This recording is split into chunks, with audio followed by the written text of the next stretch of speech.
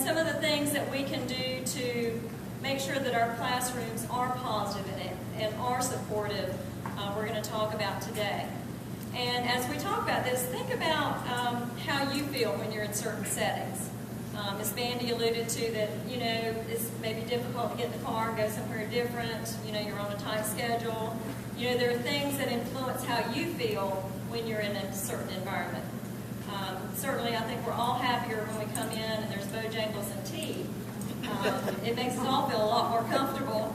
So we think about the things that make us feel more positive, more supported, more comfortable. And so this is what we want to do for our students. And some of those things are how we interact with our students. If we're respectful, more than likely, those students are going to respond in kind. Certainly this is not an always, it will always work, and a hard, fast scientific rule. But if we model these behaviors, then our students are going to be more likely to respond in kind. That the expectations are clear. Ms. Mandy gave you a list of things that are expected to be done when. Makes you feel more secure. You know what you need to do. So clear expectations, whether it's assignments, whether it is classroom expectations or rules. If they're clear, then students are going to feel more comfortable. And they're going to be more likely to be successful in keeping your expectations. Fairness. Does everyone have to do the same thing in a classroom? No. It's handy when you're doing a grade book if you can check all of this column, get all those grades in, get that all of those students to do the same assignment.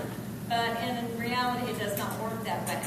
So what one student needs may not be fair for another student. So we have to work with individuals, but we want to treat students fairly. The same person isn't always the teacher's helper. The same person isn't always the one that gets to take the lunch order down. Those types of things. We want to make sure that we treat students fairly. Affirmation is present, that we notice the positive things that students do. It is very easy to respond when you see the negative things. When somebody's back there tapping their pencil, it gets your attention.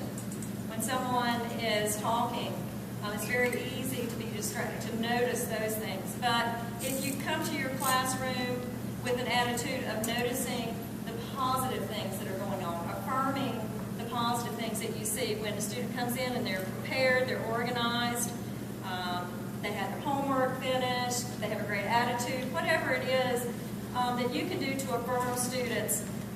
Also, even, I think, when you do your classroom rules, instead of them being negatives, don't push, don't run, maybe you could frame it, let's keep our hands and feet to ourselves, be respectful of the property of others. So those are even positive expectations rather than the don'ts or the negatives. Be prepared and organized. When you come to class and you don't have your assignment, if it's the day before your videos due and you haven't done it, how are you going to feel? Pretty anxious. So if you come into your classroom and you've got 20 students that are, honestly, they're just going to be less than patient. They're going to find something else to do if you don't have something for them. If you come to class and you're unorganized and you're unprepared, it's going to snowball. So I have found one of the best things for me, and I think most teachers will tell you this, if you come to class prepared and you're organized and you have more than you're going to do in a day, you've got that hurdle crossed. But if you come in unprepared and disorganized and you're shuffling around looking for things, it's really going to set the tone of your classroom and the learning environment. Be engaging. Let your students know about yourself. Establish a rapport with them. Make your activities, your lessons, engaging so that they will be more participatory in them. Humor. There are times when you can kind of cut that tension with a knife, and a little bit of humor can certainly turn a very tense situation around. And I don't mean humor in someone being the butt of the joke, but injecting humor that is kind or gentle but that kind of relieves stress. Not making fun of someone, but injecting humor. Being structured, and this goes back to the video that we saw. It's important to be structured, to have boundaries for your students to know what your expectations are, but every day is not going to fall right into your plan. So it is important to have that structure, those boundaries, but to also realize that you need to be flexible, because you're not going to have every box checked off of your lesson plan or every grade entered in your grade book when you need to have it done. So it's good to be flexible. Embrace learning differences. Again, that goes back to the fairness also. Not everyone in your class is going to be capable of doing the work that you expect in exactly the same way that you expect them to do. So we need to be able to address those students that have learning differences and find creative ways to help them. Of course, it pretty much just ties in that these are positive expectations. I won't go into all of the negatives, but it's basically just the opposite of that positive environment. But your tone of voice, your facial expressions, the way you speak with students, your interactions with them are going to be more what you expect them to model to you. So sarcasm and negative comments or threats do not help promote a positive learning environment.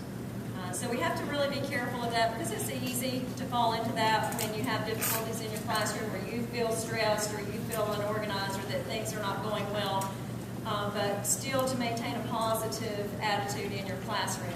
And I notice it just sometimes myself when I am focused on something, may not even be related to my classroom. You know, you kind of get this look on your face, you're just really intent. And I have to remind myself sometimes to smile, to relax a little bit, to smile. It's okay to smile. You can be friendly, you can be engaging with your students and still have high expectations for them in their behavior. And, sorry, that's fine. That's fine. And just quickly, I want to go into the building rapport. I talked a little bit about that, but I like to make this in terms of a bank analogy, making deposits with your students. And this is true really of any relationship, but if you start early on with these affirmations, looking at your students, noticing your students, and affirming them, saying, I noticed what a great job you did on your homework. That is a super project. You did a great job with your presentation. Maybe even if you write notes home or on things, making those positive comments early on, you're making those deposits in that relationship and in that rapport with the students. And there's going to come a time when you're going to have to tell students and parents things that they may not want to hear. If you've already kind of built a deposit with them, if you've already established a more positive rapport with them, then you're going to have a lot better relationship with them when you have to share things that may be a little more difficult or a little more negative. You know, I noticed that Sally just has not turned in her homework for the last 3 weeks, and, you know, this is affecting her grade. You know, how are we going to handle that? So, going ahead early on and noticing those positives, establishing a good rapport with your students and their families, so that when you do have to address things that are more negative and give feedback, that you will have a foundation and a rapport with that family.